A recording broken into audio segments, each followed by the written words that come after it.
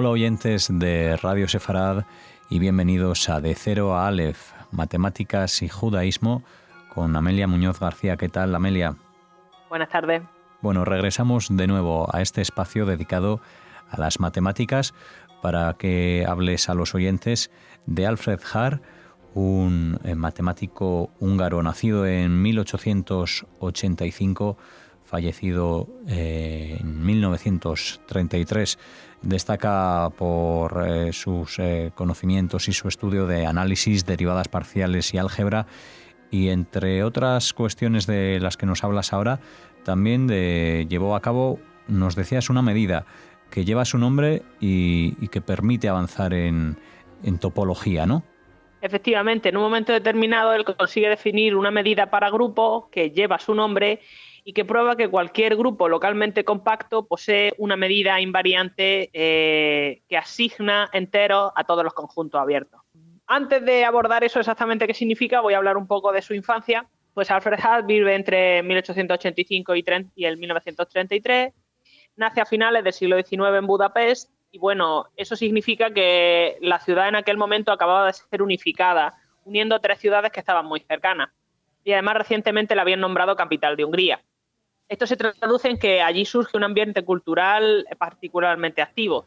Y este va a ser, claro, el momento perfecto para que Alfred comience a ir al instituto, comience a estudiar, porque recibe muchos estímulos. Por ejemplo, en su escuela, en 1894, se empieza a editar una revista cuyo nombre me resulta difícil pronunciar, pero que la traducción vendría a ser Revista de Matemáticas de Secundaria para Estudiantes, donde aparecen problemas para jóvenes estudiantes de matemáticas primero y posteriormente también van a aparecer de física. Entonces esta revista publica los problemas y un mes después salen las soluciones, que son soluciones que han mandado los alumnos al consejo editor. Y Haar pues forma parte de esto y fue colaborador de la revista. Sin embargo, por aquel momento él no creía todavía que fuera a estudiar matemáticas, él creía que iba a estudiar química y sin embargo esto va a cambiar en 1913, año en que gana el primer premio del concurso EDVOS en matemáticas. Actualmente se conocen como la competición de matemáticas Kurzskal y fue fundada en 1894. Bueno, pues consiste en un concurso para estudiantes de hasta primer año de carrera en los que se le plantean tres problemas. Es la competición de problemas de matemáticas más antigua del mundo y debía su nombre al matemático y físico Loran Edwards. Mientras ganar, Haar decide estudiar matemáticas. Curiosamente, él va a irse a Göttingen en vez de quedarse en su ciudad natal y en su ciudad natal solamente va a estar un curso, 1904. En ese momento en lo que va a estudiar es tanto matemáticas como física y astronomía. Cuando llega a Göttingen se va a encontrar en una facultad en una de sus fases doradas. Él va a recibir clases de grandes matemáticos, de expertos en análisis, como por ejemplo Hilbert, que le va a llevar la tesis. El doctorado lo obtiene en 1909, con un trabajo sobre teoría de sistemas de funciones ortogonales. Uno de los aspectos más interesantes del texto que él presenta es en el que aparece el primer ejemplo de wavelet o transformada de ondícula, que es un tipo especial de transformada matemática que representa una señal en términos de versiones trasladadas y dilatadas de una onda finita, lo que se llama óndula madre. Vale, muy bien, pero ¿esto qué significa? Pues os cuento un poco. A principios del siglo XIX se demuestra que una función periódica se puede expresar como suma infinita de senos y cosenos, es decir, unas funciones onduladas periódicas que están muy trabajadas. Pasan 101 años y entonces Haar da una base de estas funciones, los primeros wavelets. ¿Por qué tanto tiempo? Pues porque hasta 1909 se venían utilizando unas descomposiciones de onda, la transformada de Gabor, que funcionaba, pero solamente hasta cierto punto. Se pierde lo que se llama resolución temporal. Es decir, que estudias frecuencias, pero no sabes cuándo se van a repetir. Haar arregla esto con su herramienta, que puede conocer frecuencia y tiempo a la vez. El wavelet es una función de peso que se utilizará al integrar y la única pega que tiene es que el de Haar no es continuo y por tanto no va a ser derivable. Característica que suele ser de importancia máxima en matemática. Sin embargo, el instrumento que crea Haar, el wavelet, va a ser el más sencillo de todos y él lo va a utilizar, pues, por ejemplo, para dar un ejemplo de sistema ortonormal contable para el espacio de funciones de cuadrado integrable en la recta real.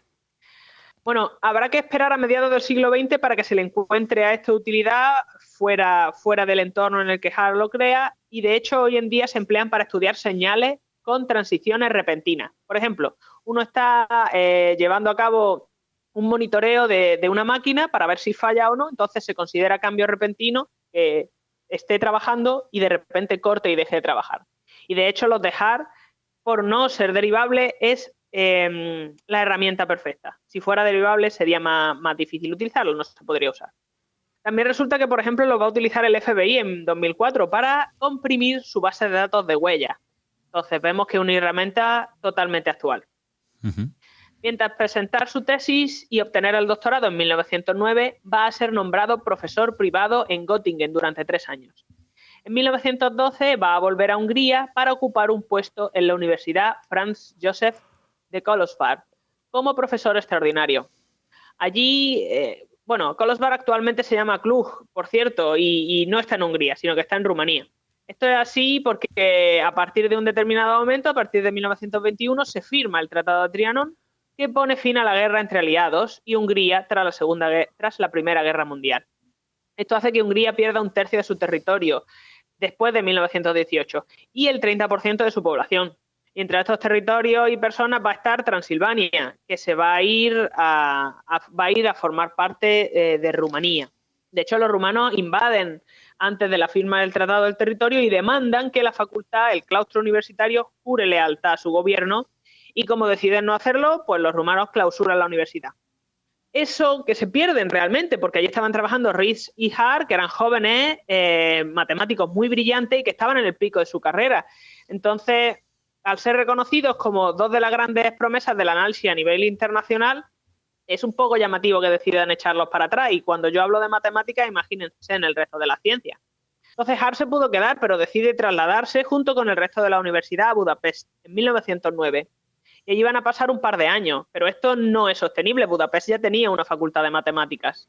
Así que lo que van a hacer es trasladar el centro educativo a Szeged, que no tenía universidad, en 1921.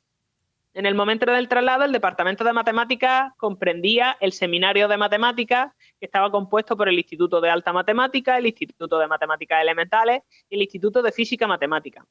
Y también incluía el departamento de matemáticas el seminario de geometría descriptiva.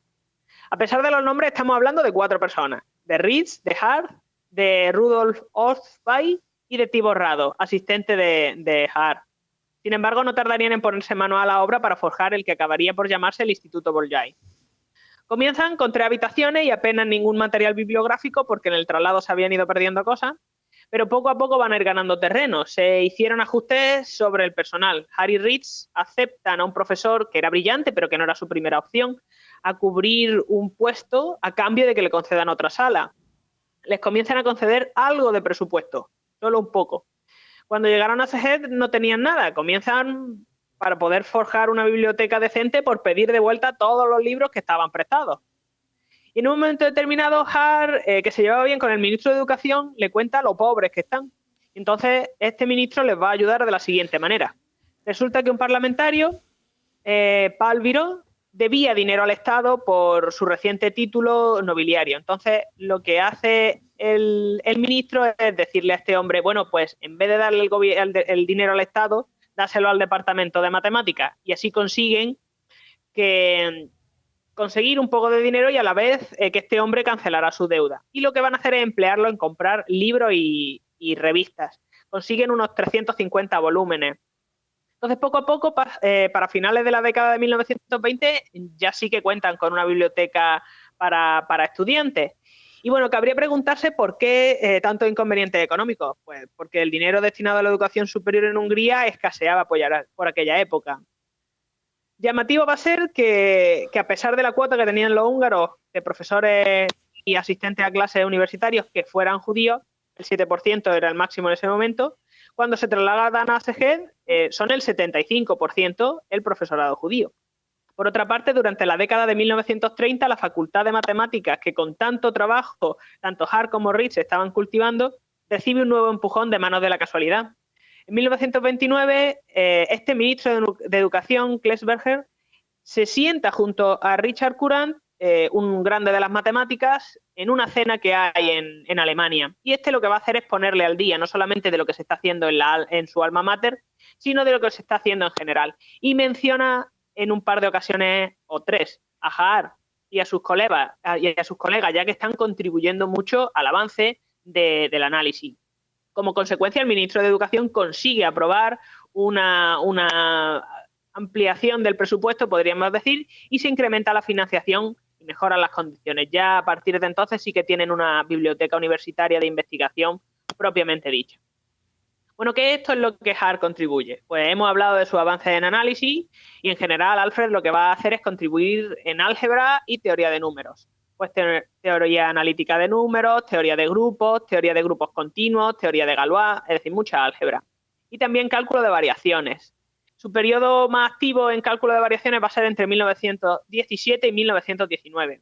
Y el cálculo de variaciones es un problema matemático que consiste en buscar máximos y mínimos, es decir, lo que se denomina extremos relativos, de funcionales continuos definidos sobre un espacio funcional. Entonces, por ejemplo, en 1929 él va a dar una serie de conferencias donde expone sus resultados en cálculo de variaciones, sus aplicaciones y los problemas que están relacionados con ellos. De hecho, antes de Szeged enuncia el lema de Haar, que generaliza el lema de Duas-Reynolds, que va a ser una herramienta fundamental del cálculo de variaciones. Este lema lo que se puede hacer es para aplicárselo para resolver problemas de Plateau, que tratan la existencia de una superficie minimal, es decir, una superficie con área mínima, sobre una frontera dada. Algunas de las otras contribuciones que va a hacer Haar pues, se pueden encontrar en ecuaciones en derivadas parciales, con aplicación en teoría de la elasticidad, también en aproximaciones de Chebyshev de funciones, desigualdades lineales, funciones analíticas y grupos discretos.